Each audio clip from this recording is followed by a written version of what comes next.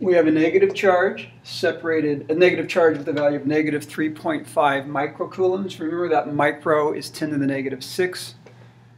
It is separated from a positive charge with a charge of, that's Q2, a charge of 7.1 nanocoulombs. Right, remember nano is 10 to the negative 9. And separated by 4.1 millimeters. Milli is 10 to the negative 3. We're going to simply determine the electrostatic force of attraction between them. We know it will be attractive because you all know oppositely charged objects attract each other. Okay.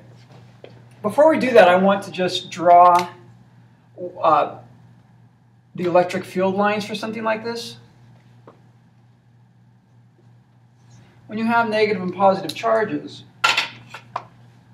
by definition, the field lines go away from positive and into negative. So they would look something like this.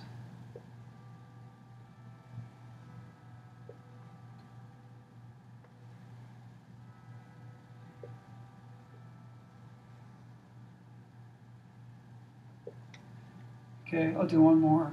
Yeah. Okay, and then there'd probably be some just going off into space like that, and some coming in here from space that way. Okay, that would represent, those field lines represent the fields from the positive and the negative when those two charges get close to each other. And when you have two fields interacting like this, this represents an attractive force between them. Okay. Now, using Coulomb's law,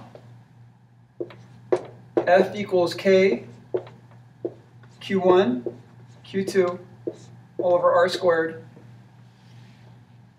K, remember, is 9.0 times 10 to the 9. That's good to two significant digits.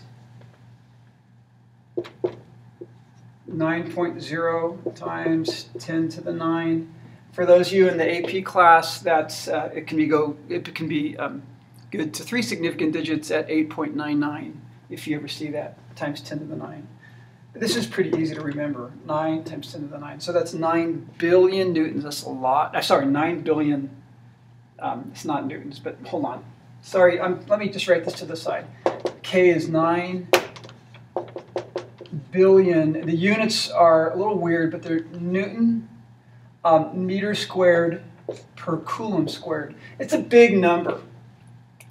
When you compare that constant to the gravitational constant that we talked about earlier, big G, that big G in Newton's law of gravitation was tiny. It was 6.67 times 10 to the negative 11.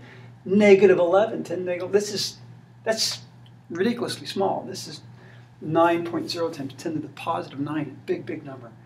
Anyhow, that's the value of K, the Coulomb's constant. So that's this, and then times negative 3.5, that's in microcoulombs, but you have to be in coulombs. How do you know you have to be in coulombs? Because this number is based on newtons, meters, not millimeters or centimeters or kilometers, but just meters, meters squared. And then this is coulombs, not microcoulombs or nanocoulombs, but just coulombs. And so you have to be in coulombs, so everything's dimensionally correct. Okay, the units are all talking the same language, if you will.